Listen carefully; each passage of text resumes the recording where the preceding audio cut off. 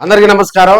అంబటి రాంబాబుపై ఒంగోలు నగర తెలుగుదేశం పార్టీ అధ్యక్షులు కాపు నేత బండారి మదన్ మండిపడ్డారు. అంబటి రాంబాబు చేత చంద్రబాబు నాయుడును టార్గెట్ చేసి జగన్మోహన్ రెడ్డి గందరగోళంగా మాట్లాడించడం సరికాదని ఆయన చెప్పారు. అదేవిధంగా వైసీపీ నేత చెవిరెడ్డి భాస్కర్ రెడ్డి, ఎమ్మెల్యే తాటిపట్టి చంద్రశేఖర్ పై కూడా ఆయన మాట్లాడారు. ఒంగోలులో గెలిచే సత్తా చెవిరెడ్డి భాస్కర్ రెడ్డికి లేదని, ఇక్కడ ఒంగోలు గిత్త దామచర్ల జనార్దన్ ఉన్నారని, రాబోయే రోజుల్లో ఒంగోలు వైపు చూడాలంటే భయపడే విధంగా తెలుగుదేశం పార్టీ నేతలు బుద్ధి చెప్తారని చెప్పారు. ఎక్కడో కట్టెలమ్ముకునేటువంటి చెవిరెడ్డి భాస్కర్ రెడ్డి ఒంగోలులో గెలిచి చూపిస్తామని చెప్పడం హాస్యాస్పదంగా ఉందని బండారు మదన్ వ్యంగ్యాస్త్రాలు సంధించారు. అదేవిధంగా ఎమ్మెల్యే తాటిపర్తి చంద్రశేఖర్ ఉద్దేశించి కూడా ఆయన ఘాటు విమర్శలు చేయడం జరిగింది. సీఎం చంద్రబాబు నాయుడుకు అంబటి రాంబాబు బేషరత్తుగా క్షమాపణ చెప్పాలని బండారు మదన్ డిమాండ్ చేశారు. ఈ తాటిపర్తి చంద్రశేఖర్ గారు ఈ మధ్య ఏదో అవాకు చవాకులు బాగా వేళ్తా ఉన్నారు. అసలు విషయాన్ని మొత్తం డైవర్ట్ చేసి వీళ్ళేదో బుద్ధిమంతుల్లాగా, అతని నాయకుడు జగన్మోహన్ రెడ్డి ఏదో హరిశ్చంద్రుడు సత్యహరిశ్చంద్రుడు లాగా, అసలు ఏమీ లేదు, ఏమీ జరగలేదు, మేమందరం క్లీన్ చిట్లో ఉన్నాము, ఇంకా నువ్వు బెయిల్ మీదే ఉన్నావయ్యా, నీ మీద ఉన్న కేసులన్నీ ప్రూవ్ అయితే నువ్వు ఇప్పటికల్లా బయటికి రాలేవయ్యా. మళ్ళీ ఇతను అంటాడు నేను ఒంగోలు నుంచే స్టార్ట్ చేస్తాను. చెవిరెడ్డి గారికి చెప్తున్నా ఉన్నాం, ఏంటయ్యా నువ్వు స్టార్ట్ చేసేది? నువ్వు ఏడో అడవుల్లో కట్లు అమ్ముకునేవాడికి నీకు అంటుంటే ఏడుంది ఒంగోలు గిత్త దామచర్ల జనార్దన్, రా నువ్వేం చేస్తావు చూద్దాం. ఖబర్దార్ చెవిరెడ్డి, మాటలు జాగ్రత్తగా ఉండాలని తెలియజేస్తూ సెలవు తీసుకుంటున్నాం. 4 సార్లు ముఖ్యమంత్రిగా అనుభవం ఉన్న చంద్రబాబు నాయుడుని సిగ్గు లేకుండా అతను మాట్లాడిన విధానం మమ్మల్ని అందరినీ చాలా కలిచివేసింది.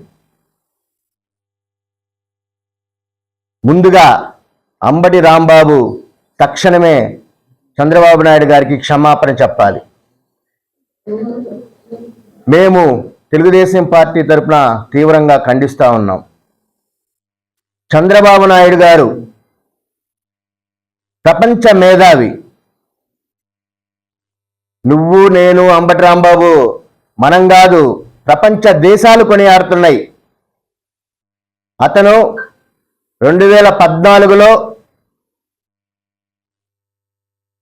బయటకు వచ్చేసినటువంటి ఆంధ్రప్రదేశ్ని ఏ విధంగా ముందుకు తీసుకెళ్లారో మనం అందరం చూసాం. ఆ రోజుల్లో ఆర్థిక వ్యవస్థ, అన్ని సంస్థలు ఇబ్బందికరమైన పరిస్థితుల్లో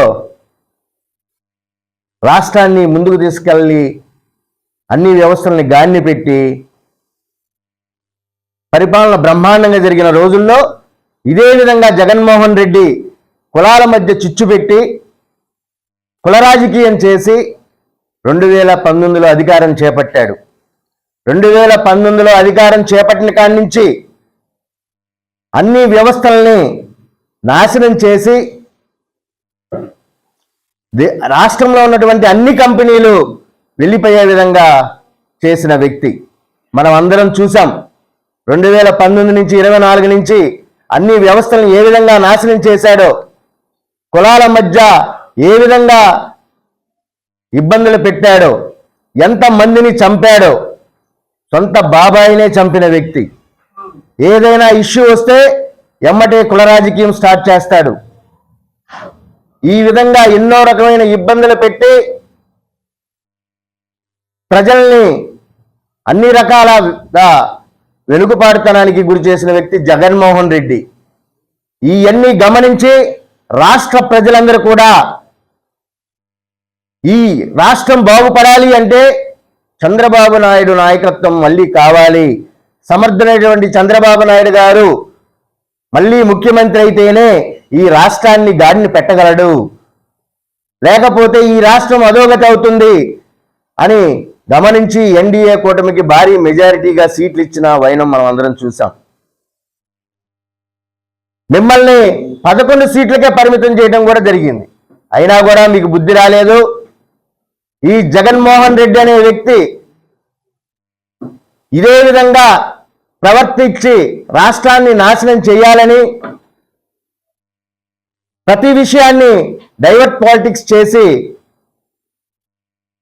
ప్రజల్ని ఇబ్బంది పెట్టాలని చూడటం జరుగుతూ ఉంది. ఇదే జగన్మోహన్ రెడ్డి